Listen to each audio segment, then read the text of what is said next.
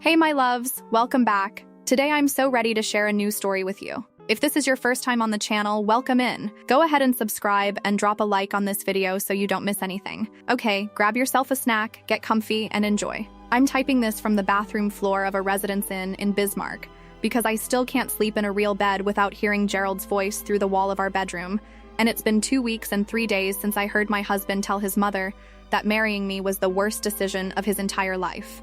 He had given me white roses the night before. White roses. For absolutely no reason. Just came home from work with them, and this stupid soft smile, and said he was thinking about me on the drive home. And I put them in the crystal vase his Aunt Tanya gave us at the bridal shower. And I made him salmon, and we watched something on Hulu, and he fell asleep with his hand on my thigh like we were still on our honeymoon. 9 hours later, I was standing barefoot in our hallway at 5 in the morning, listening to him tell his mother, Christine, that I was a huge mistake. That he was trapped, that he'd lose everything if he left me now, and we had been married for 10 months. 10 months. Not even a full year of marriage before my husband decided I was a mistake he needed to strategize his way out of. Okay, let me back up, because I know y'all need context, and I'm going to spiral if I don't explain this in order. I'm 28, he's 31, we live in a small city in North Dakota, and I don't want to get more specific than that because his family has deep roots here. And the last thing I need is somebody's cousin's coworker recognizing us. We met almost 3 years ago through his cousin Emmy, who I used to work with, and Emmy set us up basically as a joke because she said Gerald was way too serious and needed someone to loosen him up while I was way too chaotic and needed someone to ground me, and honestly, she wasn't wrong about either of us. The first year was actual magic. Like the kind of dating experience that makes your single friends want to stop being your friends because you're insufferable. And he proposed at his grandma Rosie's 80th birthday party in front of the entire family, and I ugly cried in front of 60 people while his mom Christine hugged me and told me I was going to be the daughter she never had. And that's the part that's been eating at me the most for the last 17 days. Because Christine, that same Christine who told me I was going to be the daughter she never had, is the one my husband was on the phone with at 5 in the morning agreeing that marrying me was a huge mistake. Christine, who sent me a text on our wedding day that said, "Welcome to the family, sweetheart, we're so blessed to have you." I still have the screenshot. I keep opening it and staring at it like the words are going to rearrange themselves into something that makes sense. And here's what I need y'all to understand about Gerald before I tell you what I heard. Because if I don't set this up right, you're going to think I was in some obvious garbage relationship and miss the signs. And that's not what this is. Gerald is not a monster. He doesn't yell. He doesn't call me names. He has never in 3 years raised his voice at me for any reason. He's the kind of guy who remembers I like pulp in my orange juice and buys the specific brand every single time we go to the grocery store. He plans our anniversaries a month in advance. He held my hair back when I got food poisoning from a taco truck last summer and slept on the bathroom floor next to me because he didn't want me to wake up alone. He has cried maybe 3 times in the entire time I've known him, and one of those times was our wedding day when I walked down the aisle. And his dad, Frank, told me at the reception that he'd never seen Gerald look at anyone the way Gerald looked at me. So when I tell you what I heard him say, I need you to understand this was not the man I know. This was somebody wearing my husband's face. And that disconnect is what's making me feel like I'm losing my grip on what's real. The morning it happened, I woke up because our dog Parker was scratching at the bedroom door to go out. Parker's a rescue we got 2 months into dating, and she was our first big commitment together. And honestly, she's part of why this hurts the way it does. Because how do you fake 3 years of raising a dog with someone? Anyway, Parker was scratching. Gerald wasn't in bed next to me, and I could hear him talking downstairs in that low voice people use when they're trying not to wake somebody up. My first thought was that it was a work thing, because he does sometimes get calls at weird hours. So I got up half asleep to let Parker out, and I was maybe 5 stairs down when I heard him say something about me. Except he didn't say my name, he said her. In this bored, irritated tone I have never in 3 years heard come out of my husband's mouth. Like he was complaining about a slow cashier or a delayed flight. I stopped on that 5th stair, and our house has this weird acoustic thing where if you sit halfway down the stairs, you can hear everything in the kitchen perfectly. And Gerald was in the kitchen talking to his mother, and what he was saying in that flat voice was that I had gained weight since the wedding, that I was clingy, that my family drove him crazy, that my dad Martin was too involved in our marriage, that he only married me because he thought I would loosen up and settle into some version of me he liked better and I hadn't, that I was boring now. And then, and this is the part where I honestly thought I was still asleep and dreaming, he said the flowers were working. that I hadn't suspected anything, that he could keep the act up for a few more months if he had to. Christine said something I couldn't quite make out, and Gerald actually laughed. Not a nice laugh. This dry, disgusted laugh like she'd said something clever. And he said, "Yes, Mom, I know I made a huge mistake marrying her. I'm trapped now unless I want to lose everything." And Aurora, his sister, was right about her the whole time, and he should have listened. He said prenup or not, divorcing before a full year is going to look terrible, and his job doesn't need that kind of attention right now. And then he said something about a work trip to Denver next month, and how he needed to keep me, quote, comfortable until he figured out his exit. And something about property, and his family's cabin, and not wanting me to get, quote, half of everything just because I lucked into a piece of paper. Lucked into marrying him. Gerald, who wears the same 3 pairs of khakis on rotation and thinks Applebee's is a special occasion restaurant. Him. Lucked. I did not move. I did not breathe. I sat on that 5th stair while my dog whined at the bedroom door upstairs, and I listened to my husband explain to his mother in cheerful, strategic detail that the white roses on our kitchen counter were a tactic to keep me from noticing he was planning his escape. I thought I was crying because my face felt wet, but when I touched my cheek, there was actually nothing there. It was like my body couldn't decide what to do, so it just picked wet face at random and forgot to follow through. After what felt like an hour but was probably 90 seconds, I got up and I turned around and I went back to our bedroom and I let Parker out through the sliding door on our 2nd floor deck, because we have one of those little ramps for her since she got old. And I climbed back into bed and I stared at the ceiling and I waited for my husband to come upstairs and pretend to love me some more. Gerald came back up about 20 minutes later and I could hear him being extra quiet on the stairs because he thought I was still asleep. And he slid back under the covers, and he put his hand on my hip and kissed the back of my neck, and he said, "Good morning, beautiful," in that sleepy voice that used to be my favorite sound in the world. And I rolled over, and I kissed him back, and I said, "Good morning, baby," and I asked if he wanted pancakes. I made him pancakes with the fresh Oregon blueberries I'd picked out at the store the day before specifically, because he'd mentioned wanting pancakes that weekend. I sat across from him at the same kitchen table, where 3 hours earlier he had been calling me a huge mistake. I asked him about his day and I laughed at his joke about his coworker Andre. And I loaded the dishwasher after, and I kissed him goodbye at the door, and I stood on the porch and waved as his car backed out of our driveway. And the second his taillights turned the corner, I went inside, and I called my mom Daphne. And I need to tell you about my mom real quick because she is the entire reason I have not fallen apart in the last 2 weeks. My mom is 56, she's tiny, she has this loud laugh that has embarrassed me in public since I was in middle school, and she has been married to my dad Martin for 34 years. She is not the mom who tells you to try counseling and work it out. She is the mom who once drove 3 hours in a snowstorm because I called her crying about a bad date in college. When I told her what I heard, she was quiet for about 10 full seconds, and then she just said no. Just that one word, no. Like she was rejecting a return at a store. And then she said, "Tell me all of it again, slower this time, and don't leave anything out." So I told her again, and she had me repeat the part about the roses being a strategy 3 separate times, and she had me repeat the Denver trip, and the part about me lucking into a piece of paper, and when I got to that last part the second time, she made a sound I have never heard my mother make in 28 years, and she told me to get in my car and drive to her house right now. I said I couldn't because I had to be at work in an hour, and Gerald sometimes checks my location on the family app we set up, and he would think something was wrong. And that is when my mom said something that has been living rent-free in my head ever since. She said, "Sweetheart, if you already know he checks your location, you already knew something was off." And I sat there in my kitchen holding my phone, and I realized she was right, and I hadn't wanted to see it. She told me to go to work and act normal, and come home and act normal, and give her until tomorrow to think. And she specifically told me, "Do not tell your father yet, because your father will drive over there and put Gerald through a wall." Which is not an exaggeration, because my dad is 6'4", and worked with his hands his entire life, until his back gave out 3 years ago, and my dad loved Gerald, gave him his grandfather's watch when we got engaged, cried at the rehearsal dinner when he did his speech about giving me away. If he found out what Gerald said about him being too involved, and my family being an embarrassment, he would not survive it, and neither would Gerald.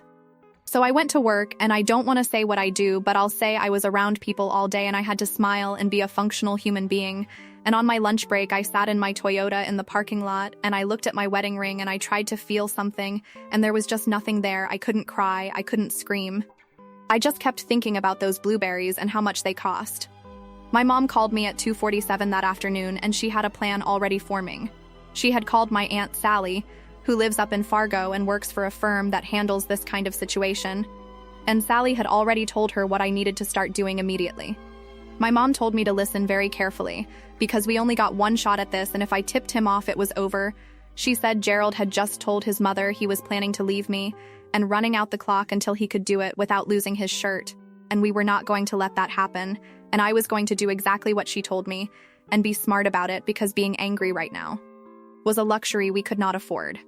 I said, "Okay, Mom." She said, "Say it again like you mean it." I said, "Okay, Mom." She said, "Good. That's my girl." And for the first time since 5 in the morning, I actually cried, like real ugly tears, in the parking lot of my job, with a half-eaten Subway sandwich in my lap. That was 17 days ago. In those 17 days, I have kissed my husband goodnight every single night. I have made him breakfast 4 times. And I have done other things I am not going to talk about because I still can't think about them without wanting to throw up. I have gone through his mother Christine's Facebook line by line. I have gone through his sister Aurora's Instagram, going back 3 years. I have written things down in a notebook I keep in my mom's car, because I do not trust anything in our house anymore. My mom has been at my house almost every day pretending to help me pick paint colors for the guest bedroom, because Gerald actually thinks she's redecorating. In fact, Gerald is the one who suggested she come over because he thought it would keep me distracted and, quote, give you two something to bond over. I want y'all to sit with that for a second. My husband suggested my mother come over because he thought it would distract me from noticing he was cheating. My mother, who by this point wanted to run him over with her Chevy Equinox in the driveway. 2 nights ago, something happened that changed the plan completely. Something I found that Gerald did not think I would ever see. And that is when we stopped playing defense and my Aunt Sally got involved for real. 3 days ago, Gerald's phone started blowing up at 11:47 in the morning, 56 missed calls between his mother and his sister and his father, and even Emmy, the same cousin who introduced us. And I know the exact time, because I was standing right next to him when it started and I watched his face when he answered the first one. Parker is at my parents' house now. We got her out 2 days ago and Gerald doesn't know that yet either. I'll tell you what I found and what we did in the next post because I need to try to sleep. Or at least lie down. He's about to find out a lot of things. Update. Okay, so first of all, thank you to every single person who commented on the first post, because I read every single one of them at 4 a.m. in this hotel room, and some of y'all had me actually laughing out loud for the first time in weeks.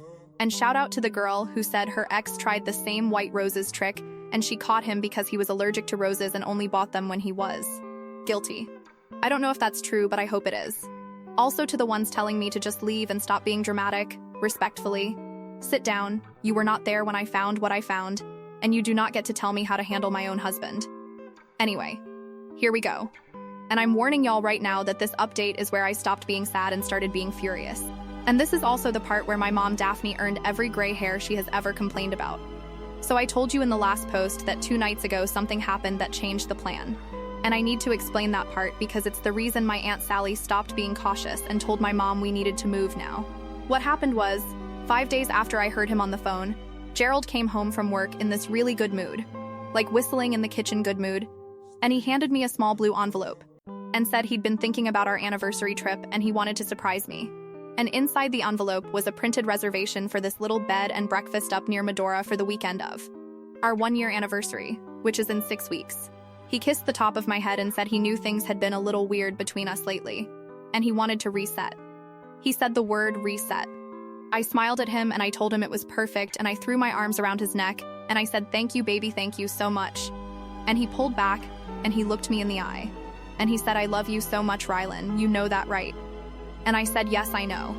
And I meant it when I said it, because in that exact second, my brain literally could not hold both truths. That he was lying and that he loved me, so it just picked one and went with it. He left for his fantasy football draft at his buddy Oliver's house around 7. And the second the garage door closed behind his car, I sat on the kitchen floor. And I called my mom. And I read her the reservation word for word. And she was quiet. And then she said, "Honey, that's not a reset. That's a receipt." I said, "What do you mean?" And she said, "Think about it. Why would he book something 6 weeks out under both your names if he's planning to leave?" And I said, "Because he's stalling until after the year mark." And she said, "No, baby, it's more than that." She said he's building a paper trail that makes him look like a devoted husband. She said if this ends up anywhere near a courtroom, he's going to pull out receipts of anniversary trips and flowers and pancakes and say, look at everything I did for her. She was unhappy, but I was trying. And I sat on that tile floor and I understood, for the first real time, that my husband was not just planning to leave me. He was planning to leave me and make sure everyone believed he was the victim in it. That's when I stopped being able to stay quiet.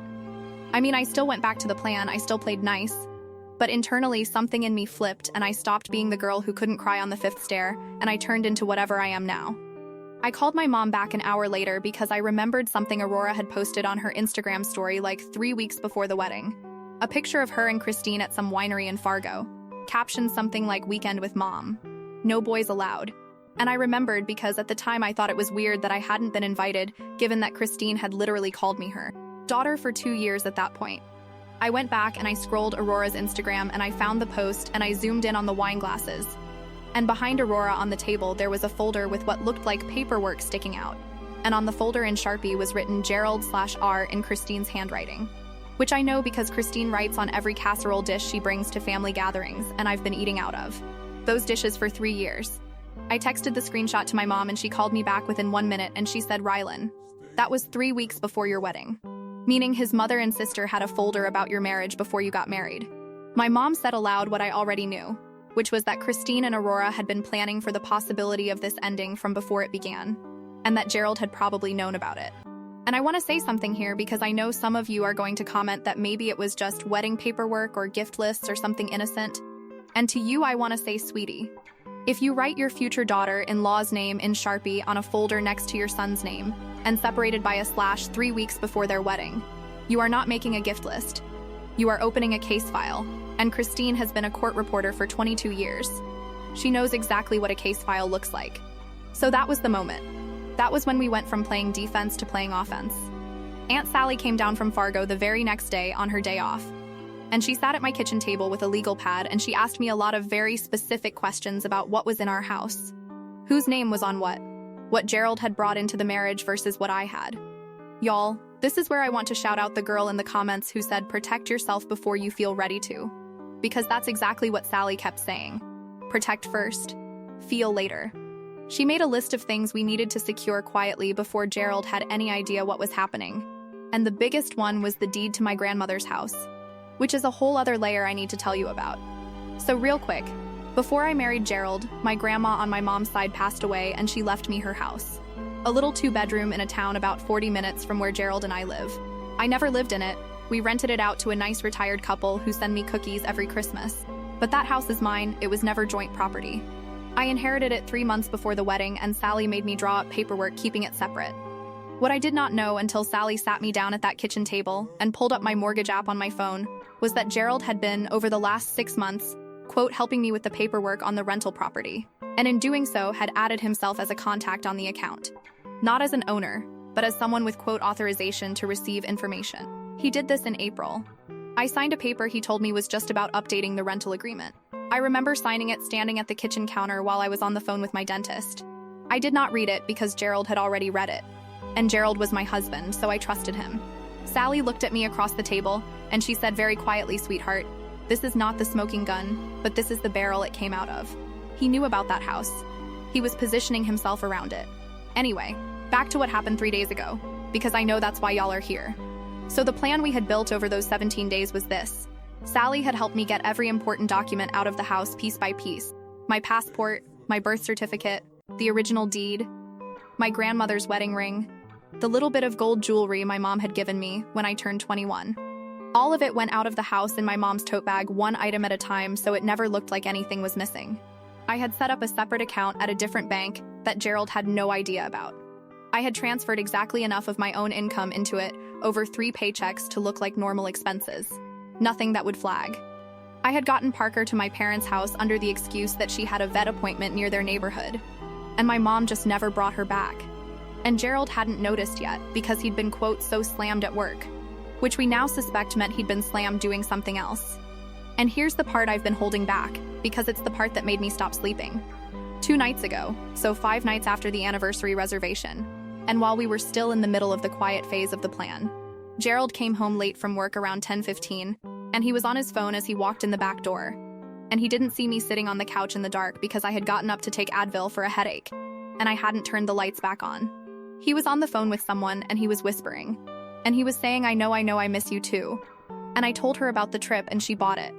And just hang on a little longer, okay, I promise. And then he laughed this soft laugh, and he said, I love you too. Be good.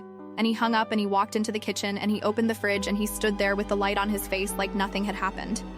I did not move. I sat on that couch in the dark and I watched my husband, who had told his mother I was a huge mistake, who had booked an anniversary trip he had no intention of taking, tell another woman he loved her at 10:15 on a Wednesday night. In our house, 10 feet from where I was sitting. And I want to tell y'all what I did next, because this is where I stopped being the girl who made pancakes, and I want you to feel the exact second the switch happened. I stood up. I turned on the lamp, and I said, hey babe, how was work? He jumped so hard he dropped the container of leftover chicken he'd just grabbed out of the fridge. And I have never in my life seen a man's face do what his face did in that half second before he pulled it together. It was like watching somebody try to close 100 browser tabs at once. He stammered. He said, oh my God, you scared me. Why are you sitting in the dark? I said I had a headache and the light was hurting my eyes. I asked who he was talking to on the phone. He didn't even hesitate. He said it was Oliver. They were fighting about their fantasy team. And I looked my husband dead in the eyes. And I said, Oliver called you baby. And I watched his mouth open and close and open and close. And then he laughed this fake little laugh and he said, what? No, honey, I said I love you, man, because he's stressed about his mom being sick. You know how Oliver gets. And here's what got me. I actually almost bought it for a second. My brain almost let itself off the hook. Because I love him. And I did not want this to be real. And that scared me more than anything he'd said yet. I didn't push it that night. I let him tell me his story. I told him I was going to bed. I went upstairs and I lay in our bed and I stared at the ceiling and I listened to him move around downstairs for another 40 minutes doing dishes, being extra quiet, and at some point I heard him make another call from the garage. I could not hear what he said, but I could hear the tone. And it was the tone of a man doing damage control. And I lay there and I thought about how many times in the last 10 months he had made calls from the garage. And I realized it was a lot. He always said it was work. I called my mom at 6 the next morning from the bathroom while he was still asleep, and I told her everything and she said, okay, we're not waiting anymore. We go this weekend. Sally agreed. The plan sped up. I had planned to spend one more week gathering things, but it turned out I didn't have another week. Because whoever Oliver was, and I already knew Oliver was not Oliver, she was clearly getting impatient with him too. And impatient women make sloppy men. And I was not going to sit around and wait for the sloppiness to catch up to me. So this is where 3 days ago comes in. Gerald left for work at 7:45 like he always does. Kissed my forehead. Told me he'd bring home Thai food for dinner. The second his car was gone, my parents pulled up in my dad's truck and my mom's Equinox with my Aunt Sally in the passenger seat. And Emmy showed up too. And I need to tell you about Emmy real quick, because a lot of you commented asking whose side she'd be on since she introduced us. So Emmy is Gerald's cousin, but she is also the reason I have a group chat that has kept me sane for 3 years. She is not the kind of cousin who will lie for family. She is the kind of cousin who once told her own brother he was a piece of trash at Thanksgiving. When my mom called her and told her what was going on, Emmy went silent for a full minute, and then she said, that greasy bastard, tell me where to be and when. And she took a personal day from work. We had 4 hours before Gerald might come home for lunch, which he sometimes did, so we moved fast. My dad and Emmy loaded up boxes of my things while my mom and Sally went room by room documenting the house with my mom's phone. Every drawer, every closet, every corner of the garage, time-stamped video. Sally kept saying not for revenge, for protection.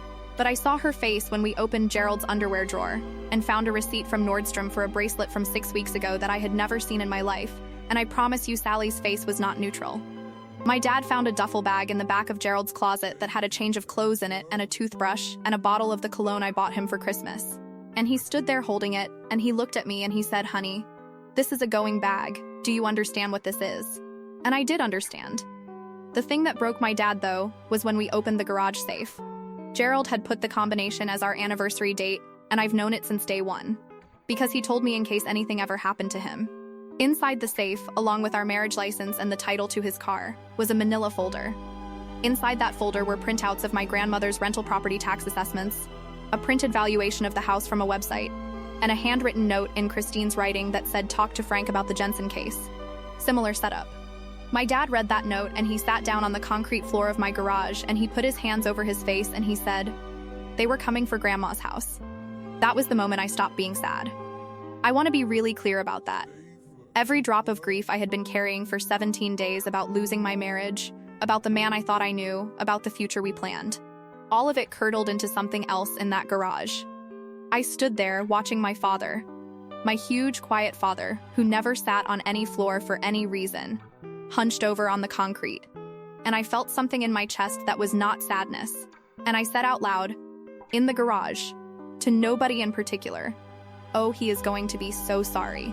We got everything out by noon. Everything that was mine, everything that mattered, everything that could be evidence, went into the 2 vehicles and drove away in a caravan to my parents' house. I stayed behind with Emmy because I wanted to be there when he came home. Sally begged me not to. My mom said, "Please, just come with us." But I could not. I could not let Gerald walk into that house at the end of a normal Thursday and think for one more second that he was winning. Emmy stayed because she said if there was going to be screaming, she wanted a front row seat. And also because she said her cousin was a coward, and cowards behave better with witnesses. Gerald pulled into the driveway at 6:42 p.m. holding a plastic bag with pad thai and spring rolls. And he walked in the front door and he called out, "Hey babe, I'm home." I was sitting on the couch with my hands folded in my lap. Emmy was sitting in the armchair across from me scrolling her phone like nothing was happening. Gerald walked into the living room and he stopped. And he looked at Emmy. And he looked at me. And he said, "What's going on?" And I said, calmly, I said, "Sit down, Gerald, we need to talk." And that was the last time I ever spoke to him calmly. Because what came out of his mouth over the next 3 hours turned me into a person I did not know I could be. And I am going to tell you every single second of that fight in the next post. Because if I try to type it all right now, I am going to throw my phone across this hotel room. And I only have the one. Last update. Okay, so Gerald sat down on that couch across from me, and the first thing out of his mouth was, "Where's Parker?" And I want y'all to appreciate the fact that his opening question when he walked into a house that had been emptied of half its contents was about the dog. Not about me. Not about why his cousin was there staring at him like he was a stain. The dog. I told him Parker was safe. He said, "Safe from what?" I said, "From you." And that was the exact second his face changed and I saw for the first time in 3 years the actual person underneath the pancake buying pulp remembering man I married. And let me tell you, she was uglier than I expected. He immediately went into damage mode, standing up, pacing, saying I was overreacting, asking what I thought I knew. Asking who had put ideas in my head. Looking at Emmy when he said that last one like she was the villain in this scenario. Emmy did not even look up from her phone. She just said out loud, to nobody, "Cousin, you might want to sit back down before you say something you can't take back." He did not sit back down. He got loud instead, which is something I had literally never seen him do. And he started listing every sacrifice he had ever made for me like he was reading off a receipt. And I sat there and I let him finish. And when he was done, I asked him one question. I asked him who booked the anniversary trip to Medora. And why. He blinked. He said, "What does that have to do with anything?" I said, "Everything, Gerald. It has everything to do with everything. Tell me why you booked it." He said because he loved me. Because he wanted a reset. Because he was trying. And I stood up and I walked to the kitchen and I came back with the printed reservation and I held it up and I said, "Gerald, that trip is scheduled for 2 weeks after our 1-year anniversary. Why not on the anniversary? Why after it? Tell me right now." He froze. And I watched him try to build a lie in real time and I could actually see him running the math in his head. And I said, Don't you dare." And he sat back down. I asked him about the folder in the safe. He said, "What folder?" I said, "The folder your mother made with information about my grandmother's house on it. The one with a note about the Jensen case." And this is when he stopped being scared and started being angry. Because he stood up again and he told me I had no right to go through his things. That the safe was his. That I had crossed a line, and I laughed, y'all. I actually laughed. I said, "Gerald, you crossed the line at 5 in the morning 3 weeks ago on the phone with your mother, and I heard every word." And his whole face just dropped. He tried to say I misheard. I told him verbatim. I said, "I know I made a huge mistake marrying her. I know I'm trapped. I know I'll lose everything." I said it word for word in his voice and I watched him shrink into that couch. Emmy finally looked up from her phone. She said, "Gerald, look at me." And he did. And she said, "You dumb son of a bitch." And then she looked at me and she said, "Keep going." So I did. I asked him who he was on the phone with in the kitchen at 10:15 last Wednesday. The one he said was Oliver. He said it was Oliver. I said, "Gerald. Oliver's mother has been dead for 6 years. I went to her funeral before you and I started dating. Remember, You told me the story of her funeral on our third date. And this is the part where he broke, y'all. He broke. He put his face in his hands, and he said her name. He said Holly. Just the one word. Holly. Like she was going to save him. Holly is somebody he used to work with. I met her once at his office holiday party the December before we got married. She wore a red dress and told me my earrings were pretty. And I told her hers were too. That's it. That was our entire interaction. And Gerald sat on our couch and he cried and told me he had been seeing her for 4 months and that he did not know what he was doing. That his mother was pressuring him to stay married until the year mark to protect his image at work. That his sister Aurora had convinced him from the beginning I was, quote, not the right kind of wife for the family. Whatever that means. And that Holly had wanted him to leave me since June. He said he had gotten stuck. He used the word stuck. About me. To my face. I want y'all to know what came next, because this is where I stopped being polite. I stood up and I told my husband every single thing I thought about him for what my Aunt Sally later timed at 41 minutes. I told him about the pancakes. I told him about sleeping in the bed with him after I heard him. I told him about the flowers. I told him that I made his mother a birthday card 3 weeks ago with a photo of the two of us from Rosie's 80th and that I was going to burn it. I got loud. I called him things I have never said out loud in my life. Emmy started clapping at one point. Actually clapping. Gerald tried 3 separate times to interrupt me, and every time he opened his mouth, I got louder. And finally, he stood up and he tried to leave the room, and I stepped in front of him, and I said, "Sit down, we are not done." And I do not know where that voice came from, but he sat. He tried to blame Christine. He said his mother had been in his ear since before the wedding. That she'd never fully accepted me. That Aurora had been feeding her things. That he was weak, and I said, "Gerald, you are 31 years old. Your mommy did not make you sleep with Holly. Your mommy did not book that trip. Your mommy did not put your name on my grandmother's rental account." And he said, "What about the account?" And I realized in that second he did not know we knew. And I smiled and I said, "Oh baby, we know." The 56 missed calls the next morning were because at 8 a.m. my Aunt Sally, who had spent the night at my parents' house drafting paperwork, filed for a protective order and the initial divorce paperwork before Gerald had even had his coffee. His mother Christine called first, then Aurora, then Frank, then Christine again, then Emmy, apparently trying to warn me, until she remembered she'd been sitting on the couch when it all happened. By 11:47 that morning, when the calls hit 56, Gerald had been served at his job, in his office, by a very polite man in a polo shirt. His boss saw. His whole floor saw. His mother's plan to protect his professional image died in the fluorescent lighting of his own office. Christine showed up at my parents' house that afternoon with Aurora and tried to talk to me on the porch. My dad Martin opened the door before she could ring the bell, and he did not say a single word to her. He just stood there in the doorway blocking it. 6'4" of him. And Christine started with "Sweetheart, please," and my dad closed the door in her face. Aurora tried to text me a novel about how I was destroying the family, and I sent one screenshot back of the winery folder photo, zoomed in on the Sharpie writing, no caption. She has not contacted me since. Gerald called me 19 times before Sally filed the no contact request. 19. Left 3 voicemails. In the third one, he was crying.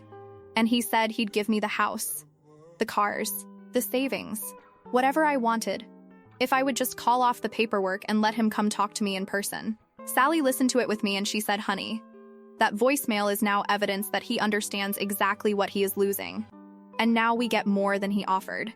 Holly, in case y'all are wondering, is not in this story anymore, because she is not the point. Gerald is. She and I have not spoken, and we will not speak. I hope she enjoys him. He is her problem now, and honestly, good luck. My grandmother's house is safe. His name is off the rental account. The going bag from his closet is in my dad's garage as a keepsake, I guess. My dad says he wants to keep it for reasons he won't explain. Parker is asleep on my parents' living room rug as I type this, snoring like a chainsaw. I am moving into my grandmother's house next month once our tenants finish out their lease. They were happy to help me get in early, actually, and offered to move to the guest room for 2 weeks so I could start settling. Small kindnesses from strangers have hit different this month. I still have not cried the way I thought I would. My mom says it'll come. Sally says everybody grieves a marriage differently. Emmy says the tears are just backed up behind the rage and one day they'll come out at a Target checkout for no reason. I believe her.